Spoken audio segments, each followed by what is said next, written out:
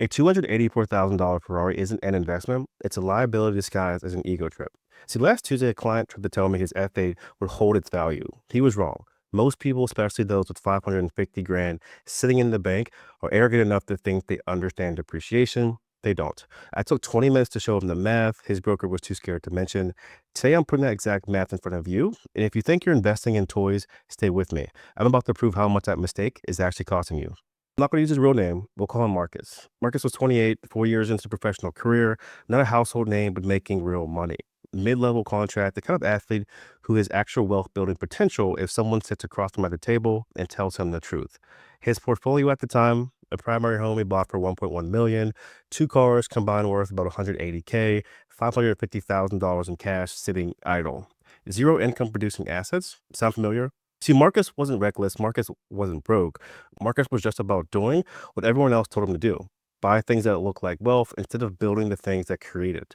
There's a difference. And that difference is what I'm going to walk you through today. Let's talk about the Ferrari first, because I want to be fair to it. The F8 Tributo, 284,000 out the door, realistically 300 grand after dealer fees, taxes, and whatever they upsell you at the table. Now, most people stop there. They go, that's a lot of money, but that's not a real number. The real number is what it costs you every single year you own it. Let me break it down. Year one depreciation, new exotic vehicles drop roughly 15 to 18% in the first year. Not because something went wrong, just because it's not new anymore.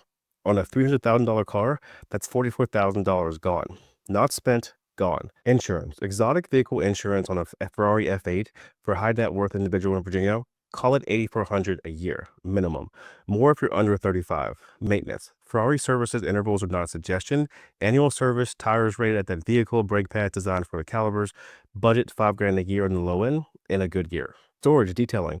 If you're protecting this car properly, climate control storage in the off season, professional detailing, you're at $2,500 to $3,500 a year. And let me add that up for you over 5 years. Take a look right here. Look at these numbers, add up over a year. Total cost after 5 years, $214,000. So you paid $300,000 for the car. After 5 years, it's worth approximately 155 to 165,000 on the secondary market. If it's clean, low miles, and service records are intact, net position after 5 years, you're down 130 to 145 grand. A depreciating asset that generated zero income, zero equity, and zero tax benefit. See, it's not a car. That's a $130,000 decision, and Marcus was about to make it. Here's what I showed him instead. I pulled to a deal I had under contract in Norfolk, 20-unit building, B-class, neighborhood, value add play with a light renovation upside, some deferred maintenance baked into the price, purchase price 2.2 million. Now, before you change the channel, Marcus had 550 grand, 25% down payment on a $2.2 million asset. That's how commercial real estate works. You don't buy the whole thing with cash, but you can buy control of the whole thing with 25%. Here's what the numbers actually look like at acquisition. 20 units, $1,100 per month average rent is $22,000 a month rent. Annual gross, $264,000. They can see the gross income, expenses, maintenance, management, reserves, 42% expense ratio. The NOI was $142,000. Now the debt service, 75%, LTV, 6.75, 25-year AM. Your monthly payments about 11 grand. Debt service 136 grand. So year one cash flow, $5,600. Now I know what you're thinking, Justin, $5,000. That's nothing. That's less than 1 month of insurance on the Ferrari. And yeah, you're right. If cash flow were the only way this asset makes you money, but it's not. Here are the 4 ways that multifamily actually builds wealth. And this is what I told Marcus. There are 4 ways this building makes him wealthier every single year. Cash flow is just one of them. And in the value add deal acquisition, it's often the smallest one. Here's number 1. Cash flow, we covered it. $5,600 year 1, conservative. As rents increase and light renovations are completed, we're projecting 18 to 22,000 by year 3. That's still happening. Number 2, principal pay down every month. The tenants are paying his mortgage, not him, them. Over 5 years on the loan structure, approximately $87,000 in principal gets paid down. Marcus's equity in the building grows by $87,000 per year, and he didn't write a single check for it. Number 3, appreciation. Norfolk multifamily has averaged 3 to 4% annual appreciation over the last decade. Conservative estimate on 2.2 million at 3%. Year 1, year 3, year 5. That's $351,000 in value added to the asset Marcus controls with $550,000.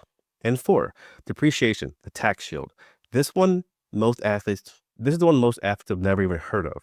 The IRS lets you depreciate the structure of a residential property over 27 and a half years on 2.2 million building where the land's roughly 300K. You're depreciating 1.9 million.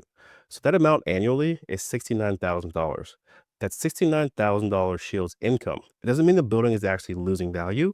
The tax code just lets you write it down as if it was. So for Marcus, a high income year, that's potentially $25,000 to $35,000 in annual tax savings, depending on his bracket and how his advisor structures it. Now, let me put the 5-year picture side by side. The Ferrari, 20 unit Norfolk, out of pocket, 295 or 550. The year one net cost return, 44K depreciation plus carrying in $5,600 cash flow. Ferrari, $0 5-year cash flow. Real estate, 65 grand. Pay down, principal, 0 Ferrari, 87 grand in 5 years. 5-year appreciation, negative 134 Ferrari, positive 351 real estate. Tax benefit, $0 Ferrari, 125 grand shielded income for the apartments. So net year position, negative 145 grand for the Ferrari, positive $503,000 for the building. Same guy, same 5 years, one decision, negative 145 grand, other decision, positive 503,000. The math isn't even close. The math isn't even a conversation. But here's where it gets interesting because everything I just showed you, that's just year 1 through 5. What happens at year 5 is where generational wealth actually begins because the refinance or the rollover. See, after 5 years, Marcus's buildings has done 3 things simultaneously. Appreciated to roughly 2.55 million, had 87 grand of the mortgage paid down by tenants, been improved through light value add renovations. His original loan was 1.65 million. 5 years in, that balance is approximately 1.56. So his equity position now, 2.55 minus 1.56, is $990,000. He came in with 550 grand. Now he controls nearly $1 million in equity. Now he has 2 moves. Move 1, cash out refinance. He goes back to the bank, refinances at 70% LTV on the new appraised value, 70% of 2.5 million equals 1.785 loan. Current balance is 1.56. Cash out $225,000. Tax free because it's debt, not income. He takes that $225,000 and uses it as a down payment on the next building. He never sold the first one. He still owns it. He still cash flows. His tenants are still paying his mortgage. He just used the building to buy another building. Move 2, the 1031 exchange if he sells instead. And let's say he wants to trade up to a 40 or 50 unit. He rolls the entire gain into a larger asset through a 1031 exchange. So no capital gains tax, not deferred. Eliminated. If he holds a replacement property until death and his heirs inherit it stepped up basis, this is what the ultra wealthy have been doing for decades. It's not a loophole. It's in the tax code working exactly as written. Let me show you what happens when Marcus runs this play twice. He started with $550,000. 10 years later, the real estate alone has compounded into 2.1 million in equity, while generating monthly income, shielding 6 figures in taxes every year, and never requiring him to go back to work to fund it.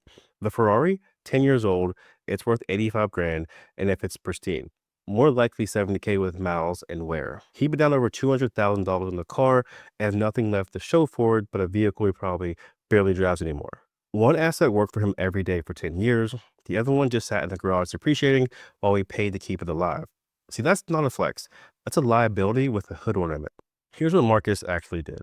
He didn't buy the Ferrari. He wired the down payment 11 days after that phone call. We closed on the 20-unit building in Norfolk. He kept 65 grand in reserves the way I told him to because you always keep reserves. He went back to his season. His tenants paid his mortgage. I talk to this guy every few months. He still drives a nice car. He bought a used Porsche Cayenne 2 years later. 62 grand, paid cash, didn't blink because he had cash flowing coming in that absorbed it. But here's what he told me last time we talked. He said, I don't think about the car. I think about the building. The building is the thing that's going to be there when the contract isn't. He's 31 now. His building has appreciated roughly 280 grand since we bought it. His rents are up. His cash flow is now 1,800 a month. His tenant base is paying down his mortgage every single day. He still plays, but he doesn't have to. See, that's the job. That's what I do. If you're a professional athlete, a high income earner, or you manage money for someone who is, and you're sitting on capital that's doing nothing in a savings account while you think about what to drive next, talk to me. I'm Justin Ferguson, a commercial real estate broker based in Virginia, and I specialize in multifamily investments for people who want their money to outlast their careers. Link in the description, direct line, no gatekeepers. And this video helps you think differently about the way you're building wealth. Share it with one person who in your circle who needs to hear it. Because the Ferrari isn't the villain, ignorance is. I'll see you in the next one.